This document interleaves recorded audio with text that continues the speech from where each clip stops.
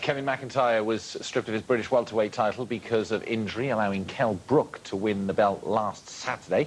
But as Steve Godden reports, the Paisley-based boxer is angry at the way the British Boxing Board of Control have treated him and says Brook can't be considered the champion until he fights him. I was totally disgusted with what happened, and it took a couple of days. I just found it hard to even talk about it when I found out the news. And the fact is, just talking over a year ago, I was about to hang up the gloves and stuff. I teamed up with Braveheart Promotions, obviously, and I started to get behind us a wee bit, and then things started to go my way. But the length of time it took me to get where I'm at and for it to be taken off me out the ring, it was so hard to take. Do you think if you'd been a higher profile boxer, you might have been treated differently? I think so. I think that could be a big part in it, because there is fighters in the past that have been given extensions.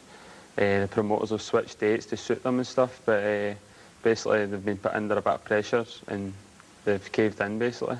How difficult was it for you watching the fight on Saturday? It was pretty difficult. It was just at the end when you see the belt getting carried up and stuff like that. It was a big part of my life. I wanted my next two fights to win the belt outright. So, but the way I see it, it's just on hold for us, and they're just keeping it for us just now. Presumably the least you would expect would be to be installed as mandatory challenger. Well, I think it's the only thing that could come out of it that could make up for it a wee bit. I don't see how they can install MD apart from me. As far as I'm concerned, Kell Brook's not the champion till he's fought me, so that's the way I see it, and in the public eyes anyway as well. Does it make you more determined what's happened for the future? Definitely. I don't even feel as if, when I get in that ring, it'll not just be Kell Brook I'll be fighting. I feel as if I'll be taking on the whole sport, basically. It's just I've got a lot of frustration inside of me. I'll be taking into the ring when it eventually happens.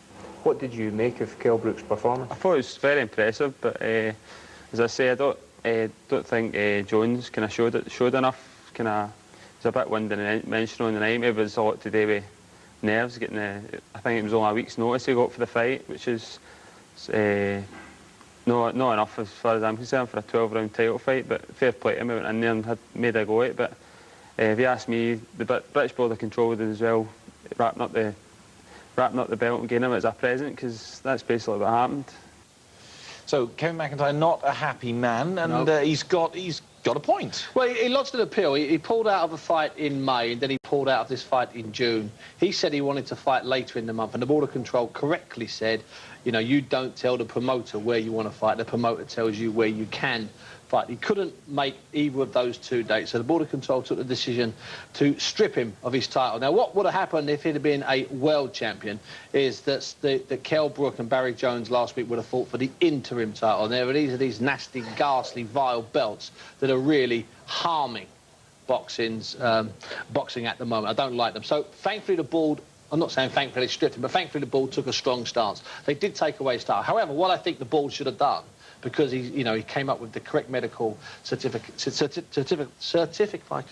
What the board should have done is the board should have said to him, you're going to be the mandatory. Kell Brook on this show last week said, yeah, I'll fight McIntyre. And hopefully, if Kell wasn't in traffic, he'd say the same thing today. And Kevin does have a good point. The board on Saturday night said that they were going to let everybody know in July, which is terrific because it won't be in August, so it'll be September. And I think he should be made the mandatory challenger, or at least get the second shot, because the first shot could go to a guy called Tony Doherty, who beat Barry Jones, who fought last week. Tony Doherty got in the ring at the end and had a bit of an altercation with Kell Brook. So it's a long answer to your question, Rodri. I know we don't have Kell Brook on the phone, so I thought I'd talk for him. Craig Watson as well, aren't you? Yeah, there's plenty of fighters out there. And, you know, John O'Donnell coming through. He was a top quality fighter who just had an unfortunate thing out in Vegas, but I'm telling you, this kid will go all the way, O'Donnell. He'll stand them all on his head. So there's good fighters out there in the world. Oh, yeah. It's a good weight. It's a hard weight, really. And it's